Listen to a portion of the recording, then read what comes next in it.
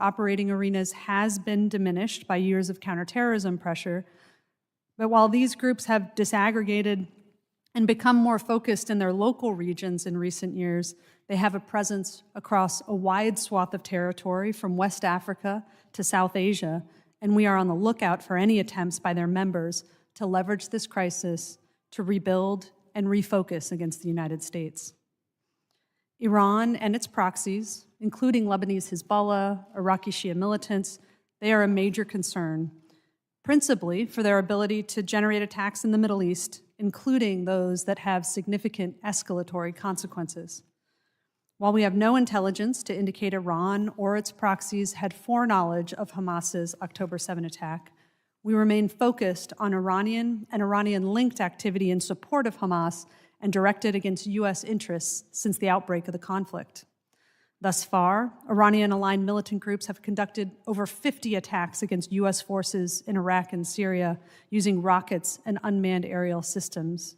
This is in addition to several instances of Israel-focused attacks, missiles and UAS attacks by the Yemen-based Houthis, and the daily paramilitary attacks on Israel by Hezbollah, which also happens to be a globally capable terrorist organization. Even as the United States comes up under attack, we assess Iran and Hezbollah are trying to walk a very fine line in the region, avoiding overt actions that risk opening them up to a more direct conflict with Israel or the United States, while still exacting costs by enabling anti-US and anti-Israel attacks. Iran's current regional activities come on top of an already aggressive global posture over the last several years, including attempted attacks in the United States aimed at Iranian dissidents or in retaliation against former U.S. government officials that it deems responsible for the 2020 death of Quds Force Commander Qasem Soleimani. It is clear that even in today's heightened threat environment, significant CT pressure brought to bear against terrorist groups over the last 2 decades, along with investments in effective CT defenses here at home, has resulted in an overall diminished directed terrorist threat to the United States homeland. However, as evidenced by the events of the past 6 weeks, the threat landscape is highly dynamic. Our country must preserve its CT fundamentals to ensure constant vigilance. Among these fundamentals is the intelligence collection enabled by Section 702 of the Foreign Intelligence Surveillance Act, which provides key indications and warning on terrorist plans and intentions and supports international terrorist disruptions. I respectfully urge Congress to reauthorize this vital authority, not only for its CT benefits, but for the benefits it brings across a range of national security challenges. At the National Counterterrorism Center, we are part of a whole-of-government CT architecture that is foundational to our national security.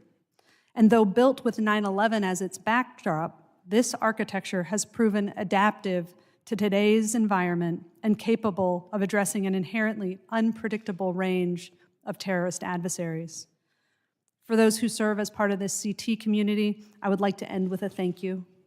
Your years of dedication to the CT mission has done so much to protect this country from terrorism. The United States has relied upon you time and again, and today is no exception.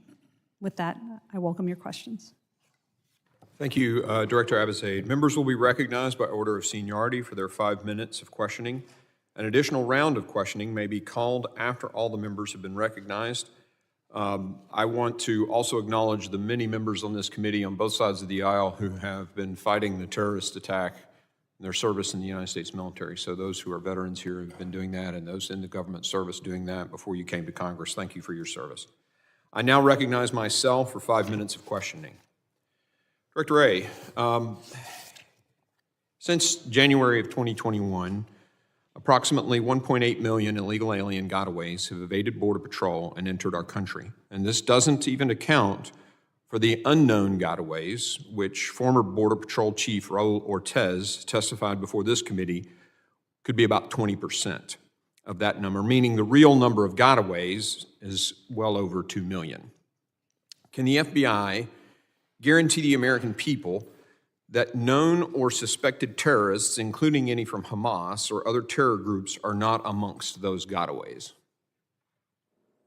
Well, certainly the group of people that you're talking about are a source of great concern for us. That's why we're aggressively using all 56 of our joint terrorism task forces. But there's really no way for you to guarantee that Hamas isn't in those. Well, again, as you say, there's the unknown unknown and the known unknown. Right. But what I can tell you is that our 56 joint terrorism task forces are working their tails off to make sure that they suss out and identify potential terrorist suspects, whether they're on the watch list or not. You think that number, that increased number, increases the threat to the American citizens? I think anytime you have a group of people in the United States that we don't know nearly enough about, that is a source of concern for us from a perspective in our lane of protecting Americans here. So wording it maybe another way, if it were lower, if that number were lower and the border wasn't as open as it is, and we'd be safer. I think greater fidelity about who's coming in this country and how they're getting in is essential to making sure we protect Americans from all sorts of threats, including a potential terrorist attack. Yeah, I do too. Director Wray, since taking office, we've had, with the policies that are implemented at the border, 6.5 million southwest border encounters and a total of 7.8 million nationwide. Does it concern the FBI that the policies of this administration and the Department of Homeland Security are allowing this unprecedented number of unknown and unvetted people into the country?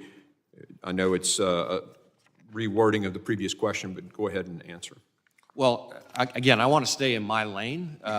When it comes to physical security, border security, I want to defer to Department of Homeland Security on that. But that increased number is increasing the challenge before you and the FBI, right? But certainly I can tell you that we have seen an increase in the number of so-called KSTs attempting to cross in the last 5 years. And we are concerned not just about the people who are watch listed, well, why do you about those who could have gotten in some other way and who about whom you may not have sufficient information at the time they came in to identify them as a source of concern. Those individuals that watch list that we talk about, why do you think in 4 years before this there were only 11 and suddenly there are 294 in the past few years? Why do you think that's so?